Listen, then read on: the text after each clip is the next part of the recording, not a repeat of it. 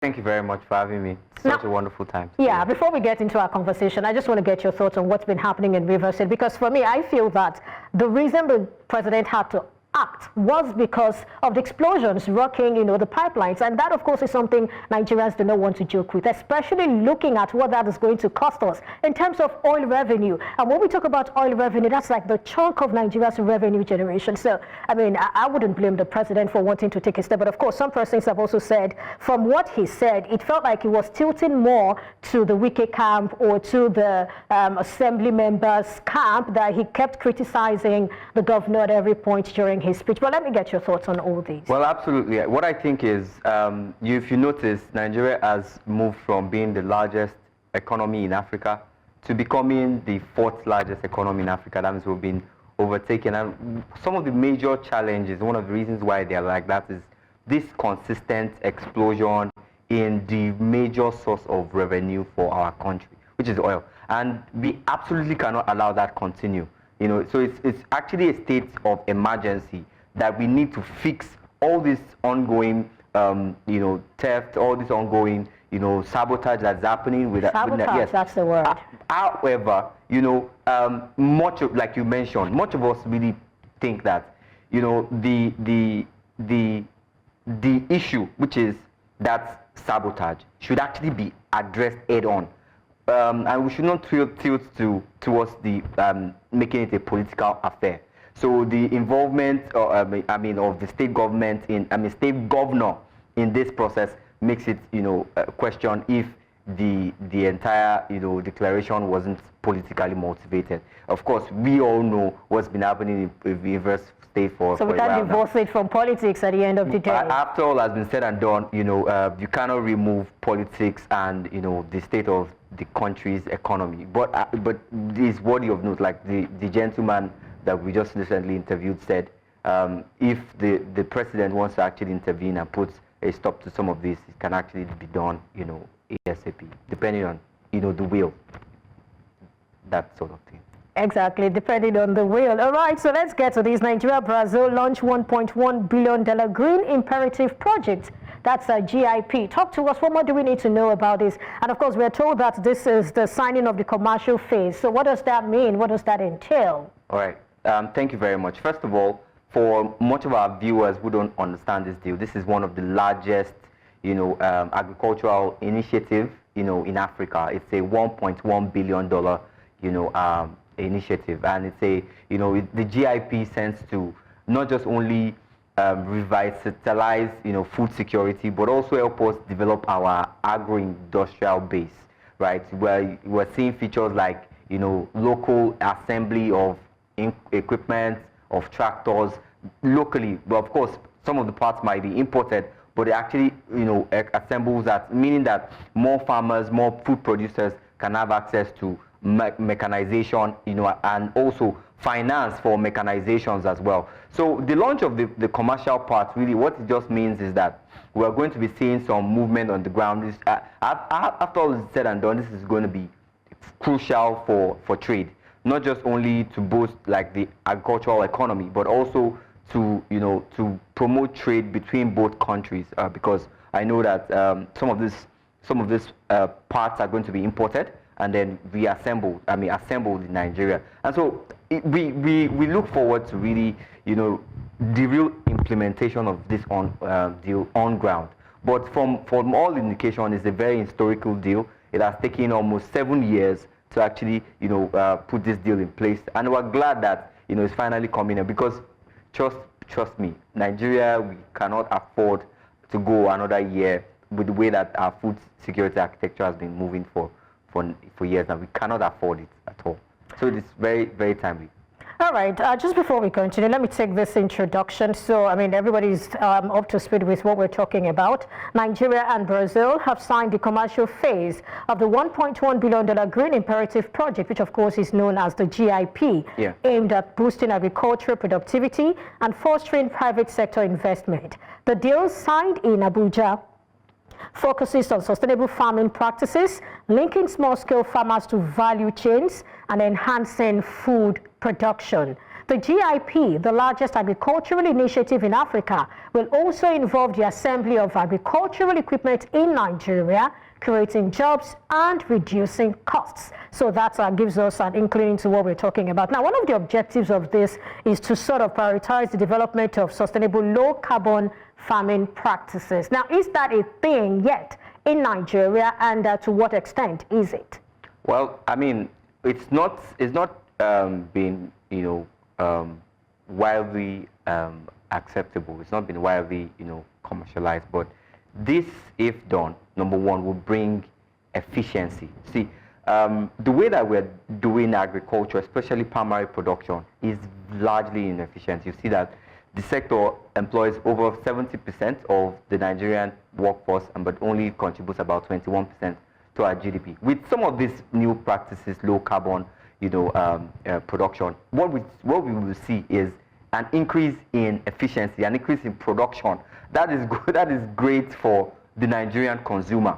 That is great for the Nigerian farmer and agribusiness owner. That is great for exporters, because what will now happen is that you'll be putting in, you actually be driving, the production of certain valuable crops. You'll be driving them significantly higher, and to boost production. It will also boost exports as well. You're talking about things like cocoa. Generally, low carbon is actually production of products that are not essentially carbon heavy. So things like cocoa, things like fruits and vegetables, all nutrition dense products, and increasing their productivity, and that's really very great for our country. I mean, I like how you sort of segued into the contribution of agriculture to the GDP. I mean, in 2024, Q4 actually, it contributed about 25.59%, and then the overall contribution in 2024 was 24.64. Now, we know that agriculture has the potential to deliver even more to Nigeria. Yes. Now, for us to get that, what are the things that must be done? Now, not just looking at the GIP, but generally speaking now. Well, so one thing that, like I mentioned, I don't think that anybody would not agree that, it's largely inefficient. And the reason why it's not efficient is that we have pockets of smallholder farmers that are farming in pockets. The entire supply chain is very, very fragmented. And agriculture, at the end of the day, after all is said and done, is a volume game. It's who can actually produce the most with the least resources. And so that has been one of the reasons why we've seen low productivity in that sector. And it's even like the share of GDP that it currently occupies, it isn't dwindling. So yes. That can also be interpreted as both a good and a bad thing. But from the perspective of what can be done, number one, I think strongly that we need to start to find ways to encourage farmers to go into cooperatives. I'm not talking about audio cooperatives. I'm talking about real cooperatives that would allow them pool their small resources together, pool it together, so that, number one, we can encourage farming on a large scale, right? With large scale farming comes, reduction in cost efficiency and more production. Number two is that we need to fix our food supply chain, and I think this is probably one of the most important things, and one of the least most looked at sector, is that everything rises and falls on logistics. Logistics includes transportation, packaging, post-harvest handling, operations, etc. And if we it's said that we lose about 50% of our fruits and vegetables that we produce in this country, we lose them to the landfill. Now, if you can improve logistics, you can improve handling, if you can improve transportation by putting in infrastructure that can allow us to be able to move product across the country more efficiently, I think that if we tackle these two problems, right, head on, we will see a drama, and this has been done almost throughout the world. When you fix this smallholder farmer problem, and you fix the supply chain, you see an outburst of investment and improvement on productivity in the country. All right, still on that thought, but of course we'll have to go on a commercial break. When we come back, we will continue. All right, stay with us. You're still watching Business Edge. More for you after this time out.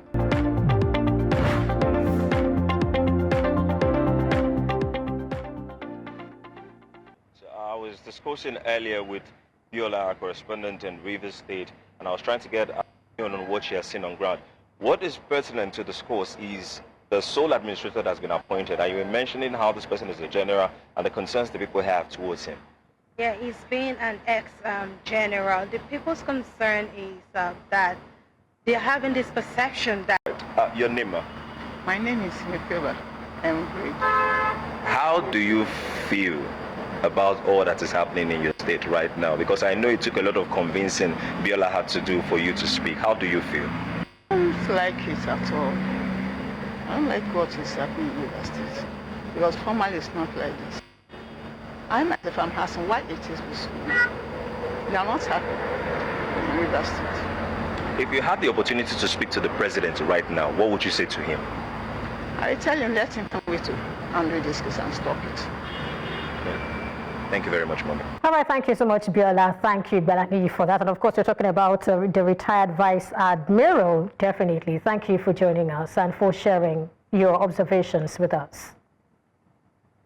All right, you're still watching Business Edge. And of course, Aiyeola Adetiloye is still right here with me, Executive Secretary, Produce Export Development Alliance.